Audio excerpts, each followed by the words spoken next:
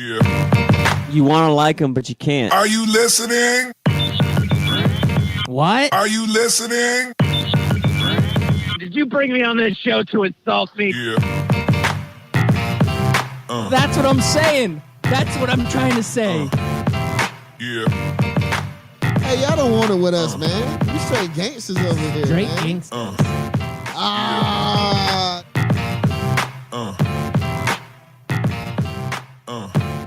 Yeah, welcome. It is a beautiful Tuesday morning. You are listening to Scout Team Sports.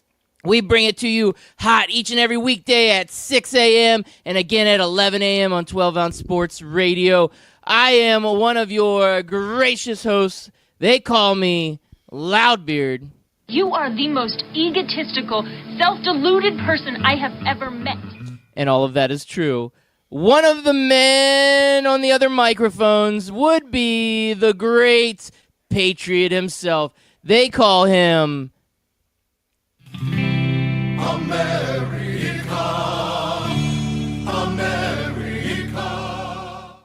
Yeah, it's your boy, Chris America, coming to you live this Tuesday morning.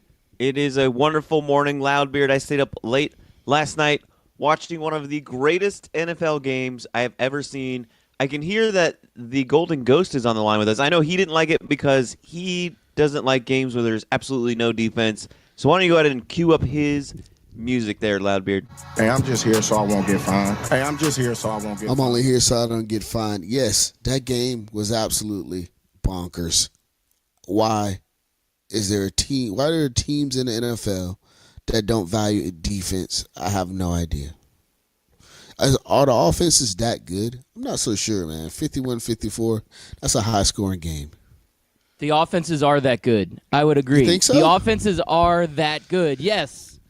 Considering there's never been a game in NFL history where both teams scored 50 points, I would say they're that good. You can say it's the new league and you can say it's the new rules, but even under the new rules and in the new league that we still have not seen 50 points scored by both teams. Now, is that going to become the new norm? We'll find out. I wish the NFL would retweak their scheduling because I can't wait another 4 years to watch these two teams play again. You talk about this being a huge offensive battle.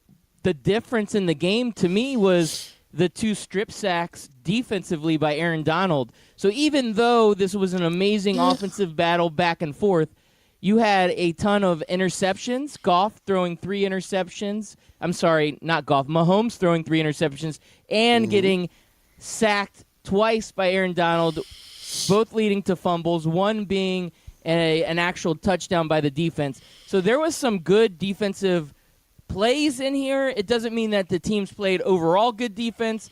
The offenses are that good, but you could see some greatness on that defense also. Yeah, somewhat. 50 points is still a lot to get scored on. You know what I'm saying? If I'm not mistaken, I believe there was 21 defensive points for both teams. So there was 100 total points, and 21 of those points were contributed by the defense. I think the Rams had 14, and the Chiefs had 7. So, yeah, I'll give you that. But I mean, Mahomes, man, worst game of his career by far. This was his worst game of his career, and he still had over 500 yards, 6 touchdowns. But he had the 5 turnovers. His last 2 turnovers in the drive really is the first time I've seen him look like a complete rookie, look like the moment was too big for him. He just made some really bad throws on his last 2 drives that led to interceptions. The final throw, I don't even know why he threw the football because they showed the behind the quarterback camera angle on the replay, and clearly everybody was covered downfield, and he just threw it up there for grabs. And when you got a team that's running a loose, pretty much a prevent coverage zone, those balls are going to get intercepted every time. Pretty much. It's a jump ball, you know. Yeah, they he teach made you some that. critical mistakes, right? Yeah, they teach you not to throw that. So, yeah, he shouldn't have threw that. Yeah, next time he's got to throw the ball because it wasn't even on 4th down, so he could have lived to fight another day. But he is kind of still in that rookie mode. I mean, this isn't. Yeah, of course. This is his first full year playing, and by far he's exceeded everybody's expectations. There's no way that you can't say that he has. I mean, we all going into this year were like, well, let's see what he can do, and he has lit the world on fire. And yeah, with this being his worst performance, he still sets a Monday Night Football record with 6 touchdown passes in a single game. The turnovers were obviously the downfall, but this game in itself was a record-breaking game. There are so many records that were just completely obliterated by this game. One, like you had said, highest-scoring Monday Night Football game in the history of Monday Night Football games. The Chiefs become the first team ever to score 50 points and lose a game in the NFL. Mm-hmm. This was for 105 points, this was the third highest scoring game ever in all of the NFL. And the over-under for the game was 64, which was one of the highest over-unders ever in Las Vegas. And they blow that out of the water by 41 points. Kareem Hunt becomes the first running back since 1961 with at least 7 rushing TDs and 7 receiving TDs in his first 11 games. Goff and Mahomes both post a 117 QBR. Goff at 117.1, Mahomes slightly edging him out at 117.6. And the Chiefs are now averaging 45.5 points in their losses this season and only averaging 34.8 in their wins. So that's kind of a weird random fact for you. And this is You're a big fun nerd, one. brother. You're going to like this one. Yeah, this is stat nerd right now. There were 14 combined touchdowns last night. The Buffalo Bills only have 13 combined TDs on the entire season. Right? That's right? wrong. That's wrong. Hey, And they're Nathan trying. Peterman probably has more interceptions than that. Yeah, probably does. No. Without looking, I'm guessing. Yeah, that's what he does. It was a good game. I mean, it was. If you like that high scoring battle, it's a good game for you. I'm more of a defensive guy. I know you are. You've always been the defensive guy. You like those slobber knocker, 6 to 9 defensive battles where it's just back and forth. And this is the problem. This is the new NFL. Last night, Booger on the telecast was saying, this is the new NFL. This is what we get out of the NFL now. And this is where we're going. We're talking about guys like Drew Brees setting all these records. Drew Brees' records will all be blown out of the water because the NFL is changing. It's becoming a pass-first league. It's all about the big play. Everybody's getting faster and tougher, and they're throwing the ball down the field in ways they've never lit the offense or lit the defenses up in the past. So it's not fair to compare eras because you're saying, okay, the NFL now compared to like the 50s, 60s, we're breaking all these records. Well, we're only breaking records because every player out there is slinging the ball like crazy. We're probably going to see this escalate year after year after year because these quarterbacks are getting so many opportunities to just throw the ball downfield wherever they need to. And some of these running backs are becoming more utility backs. Like Goff can just toss the ball over to Gurley and he can make something happen. You've got Mahomes just tosses the ball over to Kareem Hunt, and then he takes it for an electric touchdown. So their stats are even getting padded more because the running backs are taking these little tosses or these little screen passes and taking them all the way wherever they need to go. So you're seeing a huge difference in where the NFL is, and that's where it's going. Anthony, I'm sorry. Golden Ghost, it is not going to change. Yeah, and that's fine. I mean, we grow and adapt, but defense wins championships. Remember that. Let me ask you this, guys. When do you think the change over was for when we're talking about this new era of football? Was that 2010, 2005? When would you say that change was? I don't know. Can you put a year on it, or does it need to be like maybe like a 5-year span? I just don't think one single season you can put on it. So I would. Okay, go ahead. No, because I'm looking here at the highest scored Monday Night Football games right now, and this took the cake at 105, but second place was 95 points, only 10 points less, and it was a game between Green Bay and Washington in 1983. It was a 48-47 game. The third place game took place in 2004. The fifth place game took place in 1982 with 86 points. So is this really – are we just like overreacting? Because I was not surprised by these two teams scoring this many points because their offenses are that good, their defenses are that bad, which is surprising for the Rams because the Rams went out and got a whole bunch of defensive players, and they even had Wade Phillips, who is known as a really great defensive coach, and for some reason the Rams still give up a lot of points. Way more than any top defense in the league has been giving up so far this year. So that's why I was kind of wondering, because there's a lot of 2004s on here. There's a few 2008s.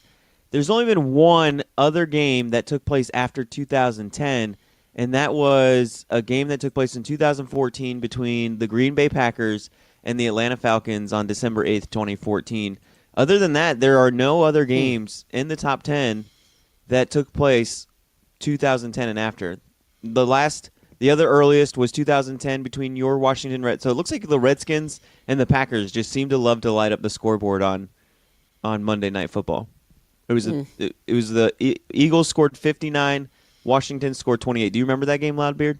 Or did big you time. race That was the one that Mike Vick came in and just lit the world on fire. Like the first throw was like an 80-yard bomb to Deshaun Jackson, and my jaw dropped.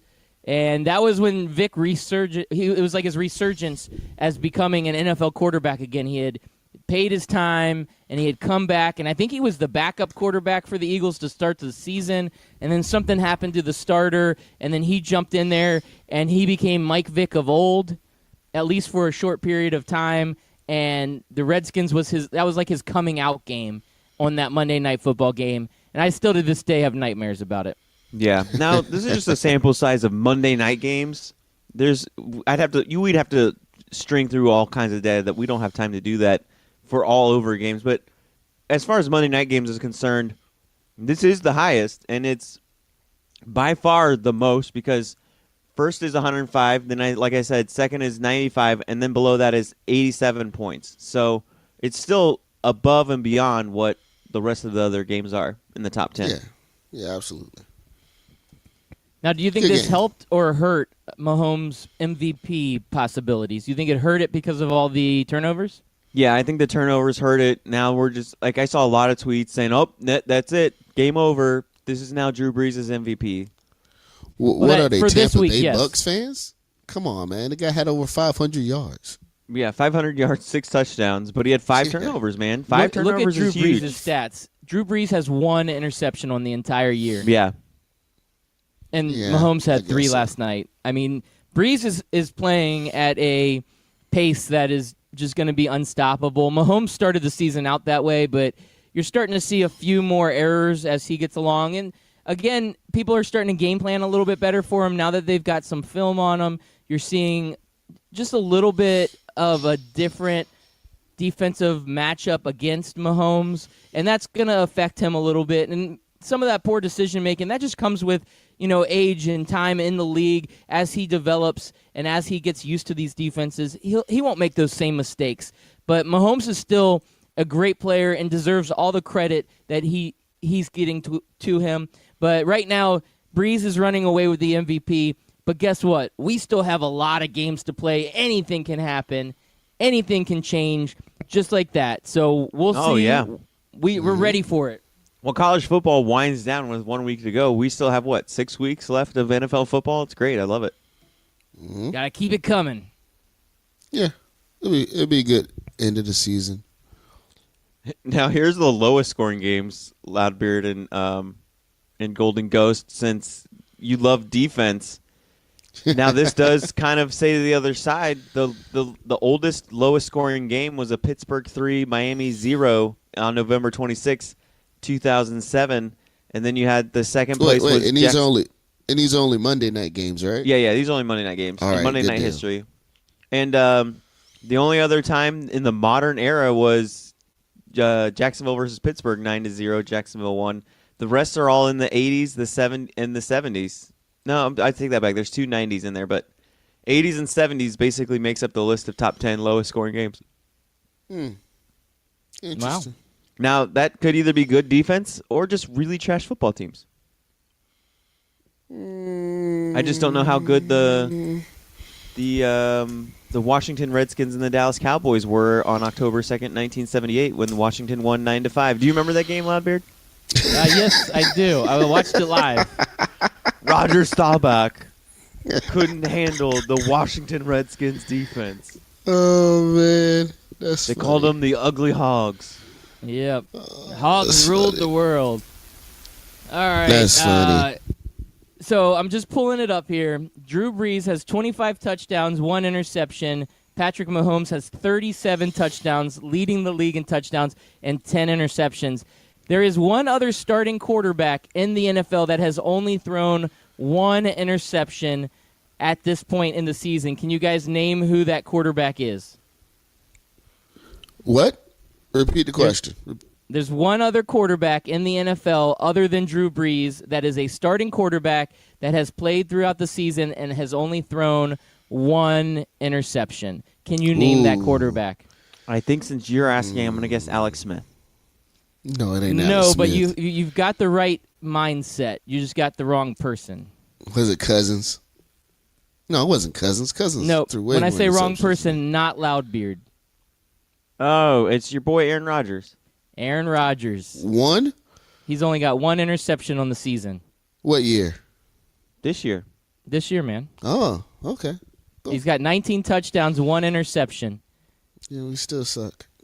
It's horrible. Hashtag That's fire it. McCarthy. I'm putting him in the MVP conversation. MVP. Nah. MVP. Dude, what are we like 4 and 6 or whatever? Man, fire McCarthy, bro. I'm tired He's of the this most crap. valuable player. He's just because he's playing with a peewee team doesn't mean that he doesn't deserve the honorable mention of valuable player. He's carrying that team. Do they have any talent around him? No, none, including the coach. Hashtag fire McCarthy. I'm done with it. It's over. It's time for him to let it. It It's would time be for him to interesting go. to see how bad Green Bay would be if Aaron Rodgers took the year off. If he's like, you know what? Oh God, no. Until you guys build a team around me, I'm not playing, y'all. Like, No. I'm getting my knee crushed. I'm getting tackled all the time. They got that boy Khalil Mack over there in Chicago. I don't want to be beat up by that dude while you guys put this trash team around me. So I'm gonna take the year off. This way we can get a number 1 overall draft pick, and maybe we can get something going here. It sounds like what the Colts did when Peyton Manning had the neck injury. Yeah. They had won 10 games every season for like 10 seasons in a row. I'm just throwing numbers out there, but it's something like that. And then he gets hurt, and they go like 2-14. The coach gets fired. The whole thing just implodes. They get Andrew Luck. Peyton Manning has to move on. And that would happen to Green Bay. They'd be lucky to win 2 games in a season without Aaron Yeah, Rodgers. we'll be done. Do you think that's what the Colts did last year? Hmm. That maybe the shoulder wasn't that bad, and they just kind of said, "Hey, why don't you? Your shoulder is healthy, but we still don't have the team to build around you, and we can't risk you getting beat up. So why don't you take one more year off? We'll draft high again, and look at the Colts have been on fire lately. We haven't talked much about the Colts, but I've been wrong about Andrew Luck. He has been lights out, and the Colts." They had a slow start, but they actually look like a solid team. And in this AFC South, it's between them and the Titans and the Texans, but they're hanging around. Yeah, the Colts are hanging they're around. surprised this year. I didn't think anything of the Colts because of the Andrew Luck, the question marks on the shoulder. I thought this team was left for dead, and they have played tough. They've been a good team. Especially as of late, like you mentioned, Andrew Luck, he's becoming the Andrew Luck of old. We forget that Andrew Luck was an MVP candidate, 4 or 5 years ago, and then he kind of fell off and then had the injury. But if he could get back to form, this Colts team could be dangerous come playoff time. I mean, they beat the Titans, and everybody was high on the Titans, so. Remember the Titans. Remember the Titans, yeah. Not too mad about it. Yeah, do what you Well, got to do. Loudbeard, So I got some can- quarterback questions for you guys. Oh, go ahead. You said, Loudbeard. Go yeah, ahead. yeah. So Loudbeard, you can reach all of us at Scout Team Radio. We're all on that one account, or you can find our individual accounts through that account. I think we have all of our accounts listed on Twitter on the at Scout Team Radio account. We have Somewhere Ian around Hall there. the Kevin tweeting in to Bacon us. game. Huh? You play the Kevin Bacon game. If you click on this Twitter account, it'll lead you to that It'll Twitter lead you to that account, and Twitter then to account, this yeah. Twitter account, and then eventually you'll get over to Loudbeard. But, like, you got to go on an adventure to find us on Twitter. Paint by All right, numbers. so Ian Hall at Ian Hall _ 12-ounce SR 120ZSR. I know they'll talk about it. Tuesday Take Scout Team Radio follow Monday Night Football. Who are the favorites to win the Super Bowl? He told us it was Kansas City, New England for the AFC, and Minnesota, Carolina early in the season. Now he wants to add Pitt and LA to that mix. His pick is Pitt versus LA Rams. Do you guys like that Super Bowl pick? Pitt versus L.A. Rams. Like Pittsburgh? Yeah, like the Nah, Pittsburgh Panthers. They've been on a roll since UCF blew them out.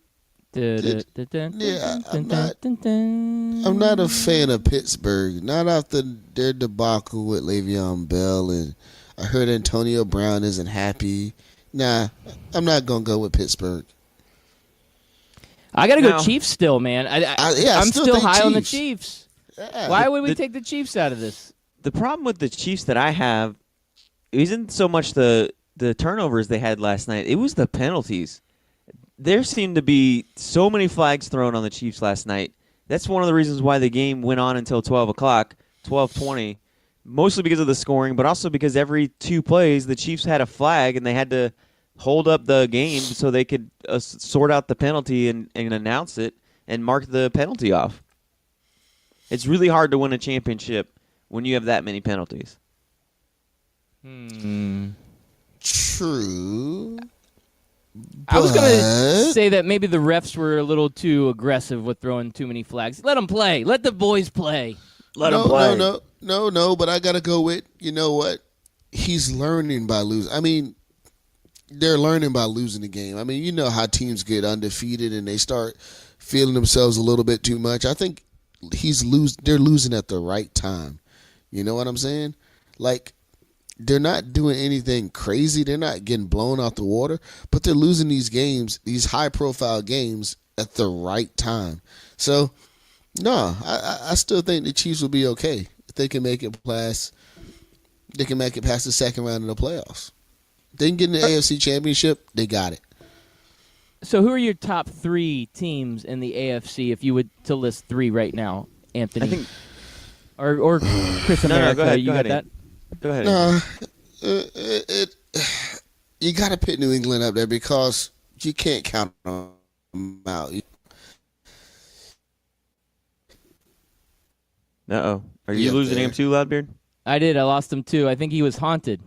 He was haunted. He kind of went out. I think what he was going to say is that I think what he was going to say, he's like, Gladbeard, that's a good, solid question. I will give you my AFC top 3, but first I have to admit the Gators are the better team. They've always been the better team. I was just glad that we had this run of the Gators being down, and now that the Gators are back, I concede to them, and I just hope Willie Taggart can make us an above 500 team every year. I think that's what he was going to say, that he didn't want to promise him a starting job when he came back from his faulty drug test.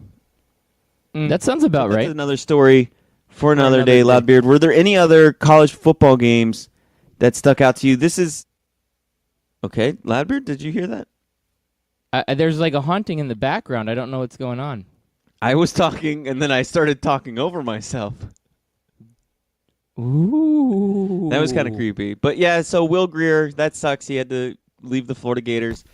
But so after I don't know what after- happened there. Yeah. So how do we after get on the Anthony's- Gators? How does that always happen? How do we get on the Anthony, Gators? Anthony started talking about him. He Anthony, started when talking you about were out, we were haunted, and all of a sudden we talked about why the Florida Gators are going to destroy the Seminoles, and you agreed with us. It was weird. Yeah. That would never happen at all. At all.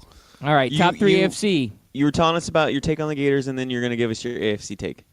I never talk about the Gators unless we're not after dark. But listen, it is Florida Hate Week.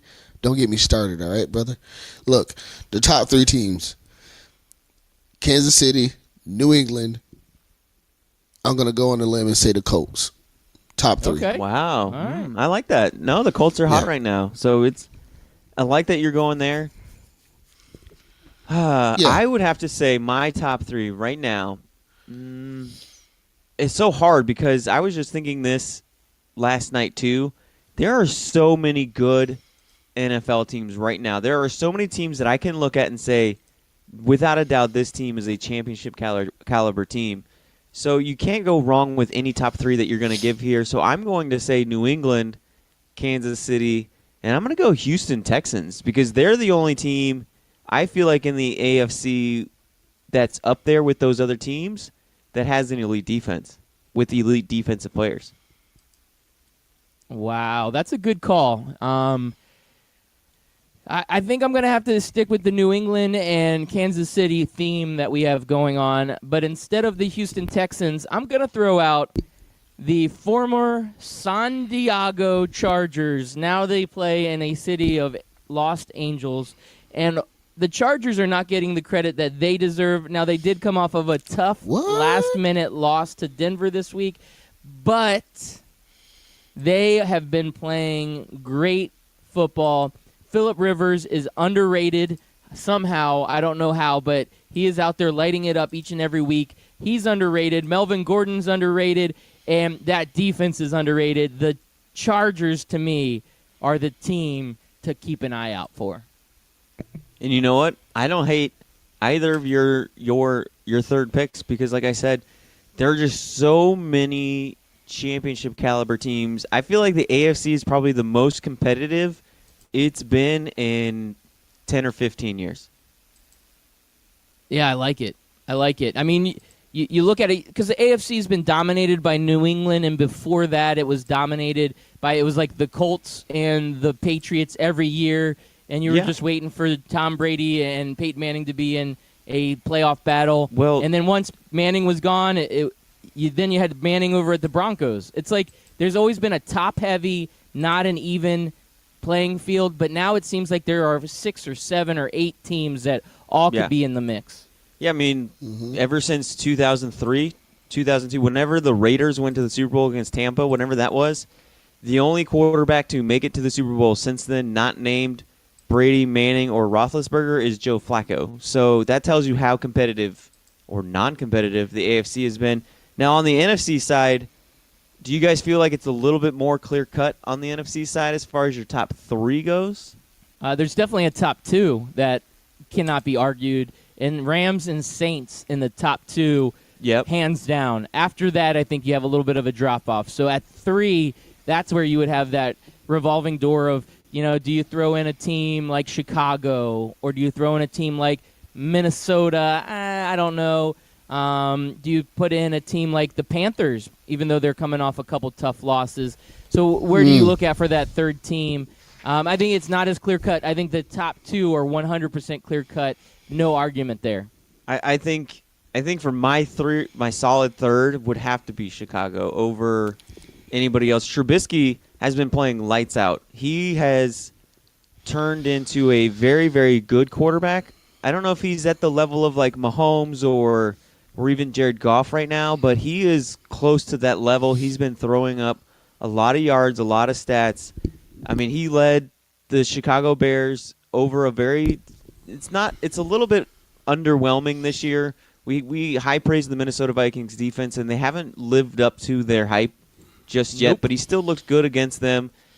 And their defense, man, you cannot that first round, those trade picks, whatever they traded for Khalil Mack was worth every single bit of it. Absolutely. And whatever they're paying for Khalil Mack is worth every single penny. I mean, we saw Sam Darnold on display last night and Khalil Mack. Those two guys have gone to work, and they've shown why you need to pay a good pass rusher. And now that we have a pass-happy league, you're going to watch all these defensive ends and these outside linebackers who are great at rushing the passer get paid. Interesting. And I like it. The Bears look decent. I mean, I just don't think anybody can beat that defense. You know what I'm saying? Defense wins. Defense wins championships. I want to see the Rams do a little bit better in their defensive effort. And I will say that they're hands down, they'll probably beat everybody. But the Saints look great, man. The Saints look awesome. So You can't pass them up. I don't know who takes the NFC, but whoever it does, it's going to be an interesting Super Bowl.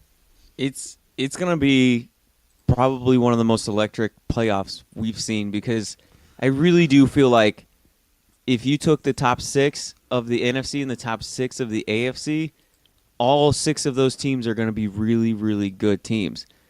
In years past, we've had a couple of 9-7, 8-8 teams make it to the playoffs, and you were kind of like, okay, they're there. They made the record. They have it, kind of like the Buffalo Bills last year. The Buffalo Bills limped and backed their way into the playoffs, but you didn't think for 1 second that the Bills were going to do anything in the playoffs. I don't think we're going to have any of those kind of teams in the playoffs this year. Yeah, I agree with that. No one's going to limp in. They're going to earn their spots.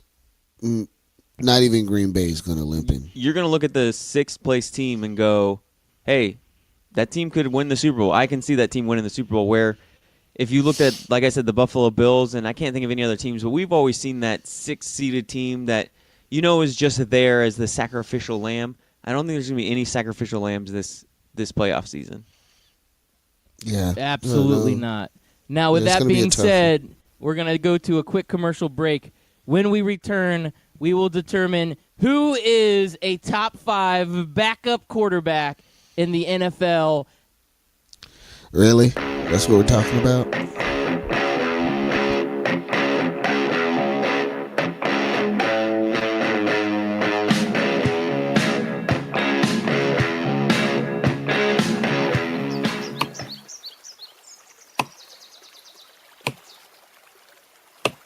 When I'm working hard, I build up a thirst for sports. That's when I grab a cold 12-ounce sports radio.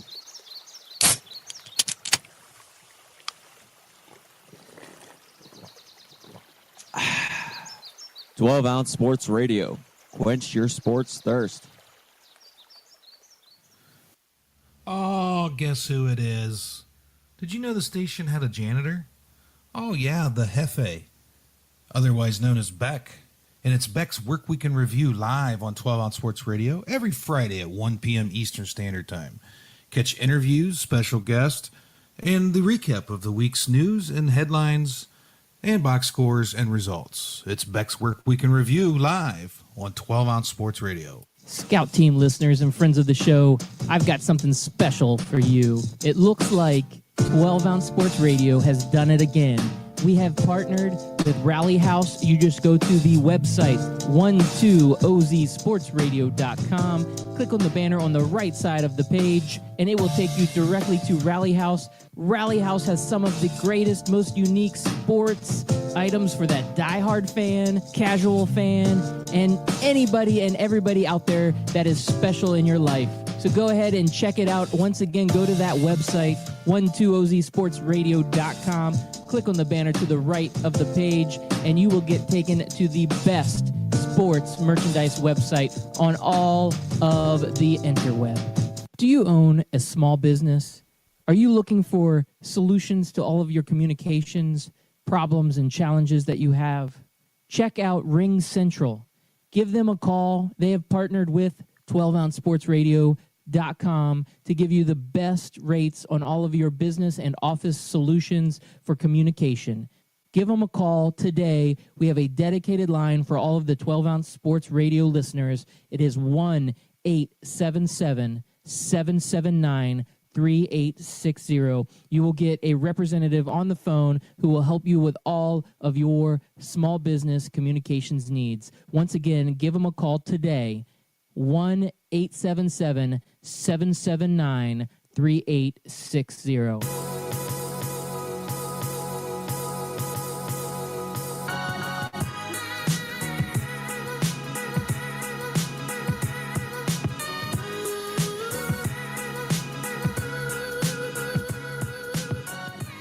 Welcome back to this beautiful Tuesday morning. You are listening to Scout Team Sports. We are the Scout Team. He's Golden Ghost. He's Chris America. I'm Loudbeard, and we're bringing it to you hot each and every weekday morning, 6 a.m. and again at 11 a.m. on 12-Ounce Sports Radio. And if you have trouble catching the live broadcast, you can always go back and listen to the podcast they drop daily. You can catch him on Apple Podcasts, Spotify Podcasts, or anywhere a podcast can be found, including our website, scoutteamradio.com. And as Chris America said earlier, we love to get social. You can catch us on Twitter at Scout Team Radio. We're also on Facebook and Instagram at Scout Team Radio. Make sure you check it out. Get involved. We like to read live tweets on the air. We love to get the discussion involved with all of the listeners and all of the fans. So make sure you hit us up on Twitter at Scout Team Radio, and we will get interactive with you. And you know what? It is that time of year. It is Turkey Tuesday. We are almost to Thanksgiving, and the Washington Redskins signed the biggest turkey of them all. He is now a top 5 backup QB, and I am proud to say that my Washington Redskins are the proud owners of one Mark Sanchize. You guys over there have any idea how great of a signing this is for the Washington Redskins? Oh, we're here. We're just letting the crickets chime in. Cricket. Although I think the Golden Ghost truly is gone. Yeah, I don't hear the wind through the microphone. Yeah. We're going to have to teach him how to adjust the gain. It's all right. Maybe he just went, what? Loudbeard, I just, man, I feel for you. I feel for your team. I'm hoping Colt McCoy can answer the bell, because if Mark Sanchize is your second line of defense, ooh, man. So I'm going to give you this scenario. What if, and this is, again, we're going scenario, this is like fantasy world, and I know you like to live in fantasy world. I do. So what if the Washington Redskins get down to the last game of the season, and it is basically the playoffs on the line. They have to get a huge win, and Colt McCoy comes out, and he throws like 2 early interceptions, and he just doesn't look good. And all of a sudden, the crowd erupts. Sanchize, Sanchize, Sanchize, Sanchize. Would that be the most electric moment in Washington Redskins history, or what? Oh, yeah. I mean, you know Washington Redskins history more than I know speechless. it. So, yeah. I think they would have a better chance of chanting Rudy, and then Rudy coming in and lighting the world on fire more than you have a chance of having Sanchize do it. Yeah, I'm kind of hoping that this doesn't become like a Tampa Bay Bucks situation where they've got like Ryan Fitzpatrick and they're like, well, we're not going to play Winston. Oh, you threw a couple interceptions. Let's put Winston in. Oh, you threw a couple interceptions and suck. Oh, let's put Fitzpatrick back in. No, you threw a couple interceptions and you suck. Oh, let's put Winston back in. Please don't do that. I want Colt McCoy to ride it out. Sanchize is just a great backup, and hopefully he can hold the clipboard, wear the visor on the sideline, kind of be a junior coach over there, if you will. And that's what I want to see out of Mark Sanchize. I don't want to see all that shenanigans like Tampa Bay's doing, because that is a train wreck in itself. Yeah, because I'm sitting here looking at my boy, Florida legend Jordan Reed. He's finally healthy all season long, Loudbeard. He's finally good. He's doing his thing. And then he has a quarterback go down on him. And now he's got either Colt McCoy or Mark Sanchize. He's going to have to play lights out, and so is the rest of your receiving core, to help these two average, and I say that very conservatively because I'm trying to stay positive for you, average quarterbacks. I think you're underplaying Colt McCoy. I have great confidence that Colt McCoy, after being behind Alex Smith and being behind the great Kirk Cousins, has learned a lot about being a great NFL quarterback, and he's going to come in and he is going to do just enough to win these games. Thursday will be a huge game for the Washington Redskins. It's against a rival in the Dallas Cowboys. It is with the new quarterback. We need to see something out of Colt McCoy. We need to see a full game, a full sample size of what he can do. And I believe in Colt. I believe Colt 45 is going to come, and he is going to make a huge difference for this Washington Redskins offense. I know he's been a backup. I know he's had opportunities in the past, and he's showed glimpses of greatness, but not anything that we can write home about for any long period of time. So this is his chance. And if I was a backup quarterback that had been a backup quarterback for this long and I'm finally getting my chance to ride out the rest of the season as a starter, I would come in and I would do everything I can to show the world that I am worth it, because there are going to be some open starting quarterback positions next year, and the Redskins may be without Alex Smith for a long period of time. This is Colt McCoy's chance to really take a starting NFL quarterback position. And that motivation in itself should be enough to have him come out with some fire, some tenacity. I need to see something out of him. And I have a blind faith with my fandom that this is going to be a great thing that Colt McCoy is out there. Well, Loudbeard, I believe in your belief in Colt McCoy. So I'm with you, man. I believe I can fly. By the way, an update for our fans on what happened to the Golden Ghost. All we know is we got a text message from him that says, "Damn kids." He's been attacked again. He said he normally gets attacked by some like 13 and 14-year-old kids, and they usually beat him up. So obviously he's been attacked by young hooligans, and they've attacked him and stole his voice so he can no longer speak into a microphone. Or he had a bowl of Sour Patch Kids for breakfast. It's upset his stomach, and now he's on the can. Oh, I hate when that happens. Those Darn damn kids. So, Loudbeard. Yes. Did the Magic happen to play any top world players this past weekend in the NBA? All I know, and I want you to just take this for what it is. We've talked ad America. nauseum about schedules. This was a terrible weekend for There's college the football. Golden Do you Ghost think there's again. other games to talk about? Oh man, What just happened? the haunting. We're gonna get the Golden Ghost now. He's off the can. He flushed out the Sour Patch Kids out of his system. He's ready to go. He's always ready to go. All right, I'm going to give you a quick NBA factoid, Chris America, because you're All right. Orlando Magic. You love them so much. Our If we were to Orlando end the Magic. season right now and say, let's go ahead and just start the playoffs early, your Orlando Magic would be in the playoffs, and the Houston Rockets would not. Yep, deservedly that. so. Deservedly that. so. The Orlando Magic are a future NBA championship team. They will host the what is it called? The Larry O'Brien Trophy? Is that what that is over there? Yep.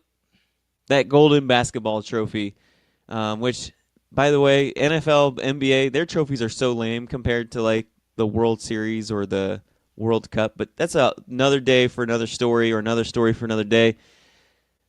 Our Orlando Magic, Loudbeard, not my Orlando Magic, our Orlando Magic, destroyed LeBron James. He could not do anything against our vaunted defense.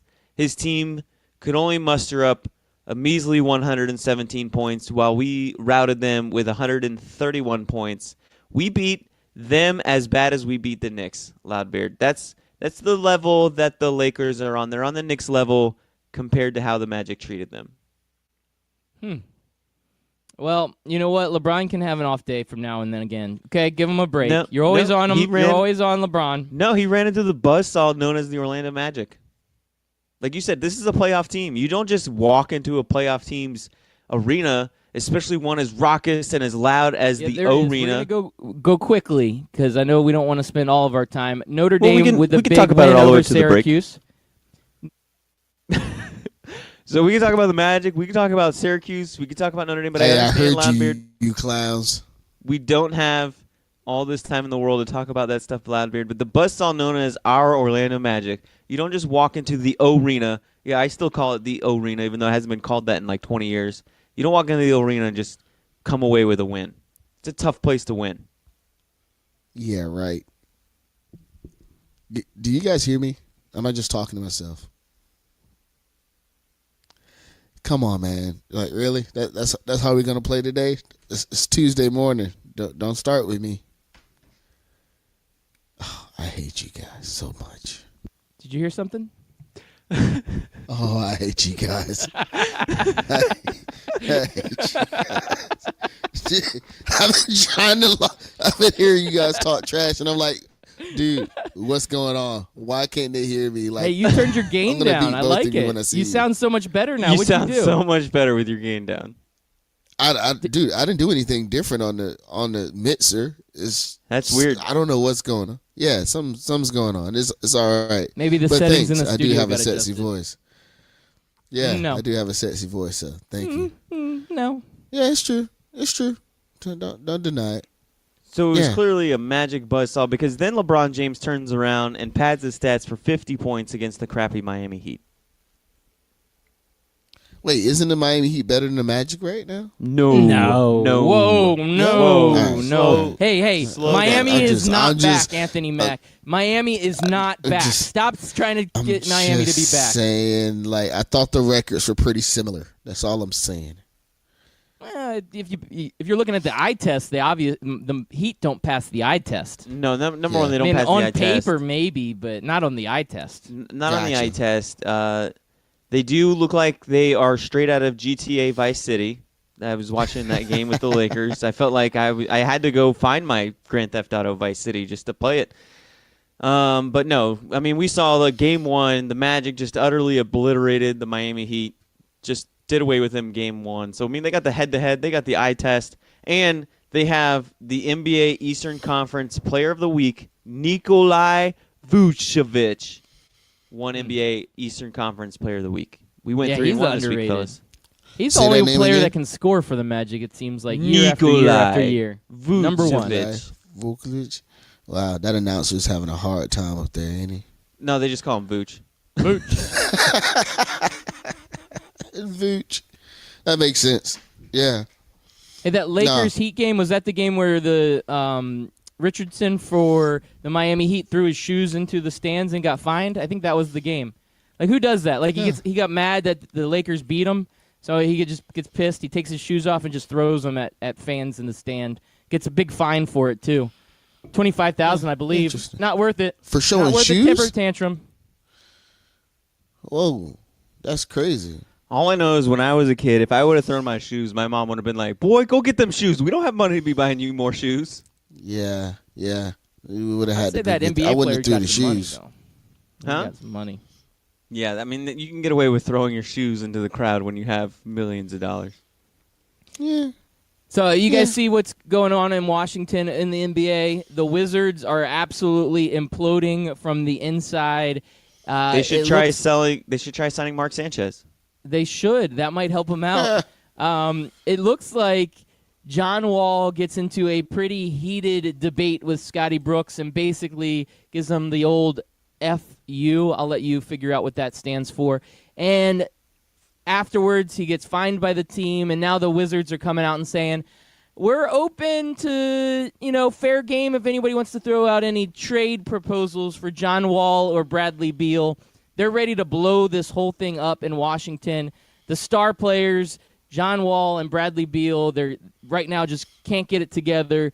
And I don't even know if anybody wants these guys. I mean, they're talented, so they would want them, but right now they're a mess, man. These guys can't get along. They're fighting. They can't get it together.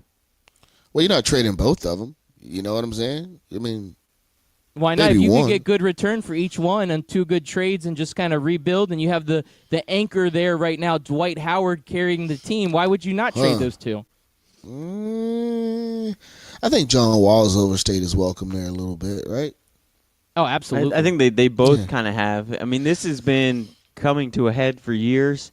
I don't know exactly when this started, but it's felt like ever since Bradley Beal has been on the Washington Wizards, these two, for whatever reason, just cannot get along. When we hear about guys like James Harden and CP3 signing or Westbrook and Paul George signing, we always hear like, oh, there's not enough ball for the rest of them. How are they going to get along? This is that incarnate. Like, this is that come to fruition. It's just two guys who can't set aside their egos. They can't set aside their differences and actually play as a team and play as a unit and play off of each other.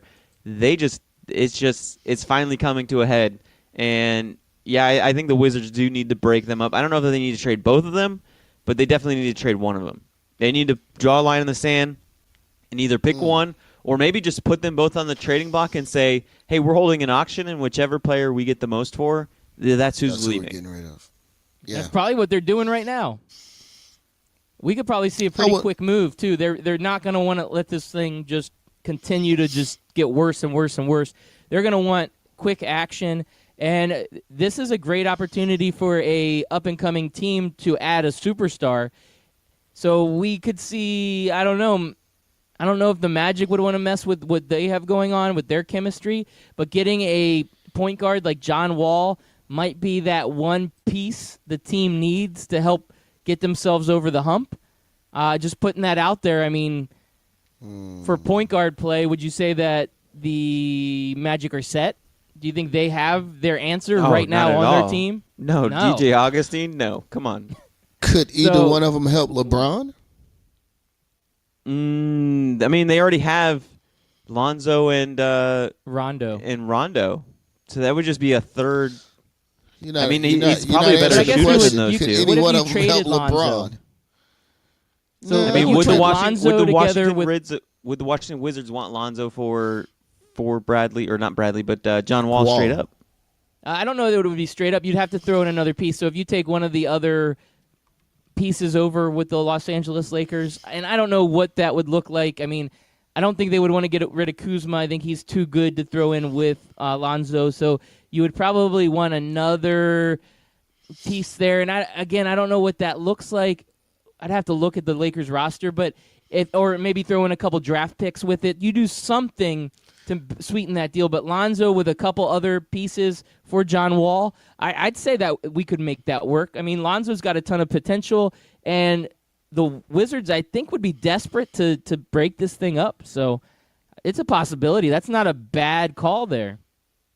Yeah. Get Lonzo out of there. Will Magic make that move? Magic never makes a move. Not a right move. And then can John Wall? I mean, he can't get in line with Bradley Beal. Would he be willing to get in line with LeBron James, or do you think that's just going to be another Kyrie LeBron type incident where the point guard wants to be as big, if not the biggest player on the team? I have no Kyrie idea and LeBron why we won a even asked that championship. question. It's worth it.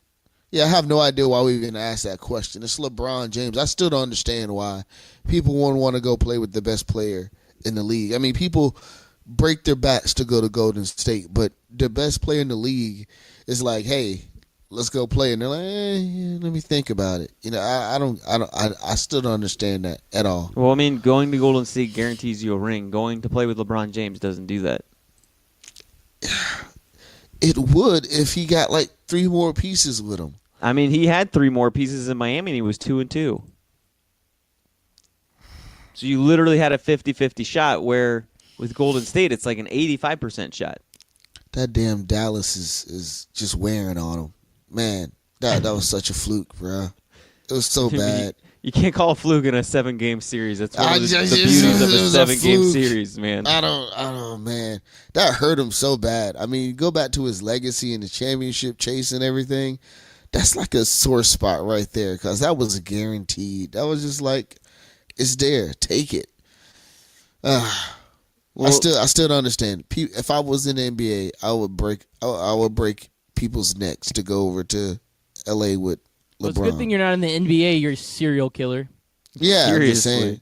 I mean, Yeah. that escalated quickly. Another really NBA did. player disappears. It really Sorry, got out of it is control. what it is. The we're in Golden control. Ghost neck breaker. He's going to be running around like he's Punisher. not the Punisher. I'm trying to think of his name. Daredevil. Steven Seagal. Steven Oh, Seagal. Steven Seagal. Same guy. Every single movie, Oh, Steven man. Seagal I snaps could like be- at least 30 necks. That's Yeah, I like could his be Daredevil. It had go-to to be move is Steven the neck Seagal. snap. I That's honestly wrong, man. cannot go to a chiropractor because I've seen too many Steven Seagal movies. You get scared. No, Oh man, the second they grab my head, I'm like, whoa, No, there, Steven. no, don't touch that. Come Don't down there, touch Mr. Seagal. Don't touch the neck. We're good, buddy. I'm good. I've seen Nah, man. Under Siege. Yeah, people need to go play with LeBron. I want to see LeBron get 2 more. I don't think it's going to happen, not in this current climate, but it is what it is. It is what it is. Well, guys, we have 1 minute. We normally don't give out Oprah solids on this show, but I need to give out an Oprah solid since we don't have a Wednesday night show this week because of Thanksgiving week. But Oprah solid to my man Cameron Newton, who is every single week or every single year on Thanksgiving week, he gets a whole bunch of underprivileged, children into a room in Charlotte, and he feeds them a Thanksgiving Day feast, and then he prepares leftover to-go bags. Ooh, excuse me, I'm so sorry. I burped right into the mic. I was thinking about food and just got a burp on. Classy and professional. I yes, like it. It is. It's just like Cameron Newton. He gets the leftovers, pours them into a bag, and then sends them home to the kid's family. I can't say enough about how amazing Cam Newton is. He is by far one of the top rated, in my mind, philanthropist, guy who's humble when it comes to these sort of things. He's always giving away game balls to kids when he scores touchdowns. Anytime he sees people in need at practices and stuff, he's signing his shoes, he's giving away his jersey. He's always helping out and giving back to his community, and I think Cam Newton needs a game ball for that. Or not a game ball, but an Oprah solid. On that note, Hey, also want to remind people, yesterday was a couple of 14 years for the Malice in the Palace, man. Remember No. that? We'll have to talk about that tomorrow. Talk about that tomorrow. It was yesterday, oops. Well, we're out of time. I guess so.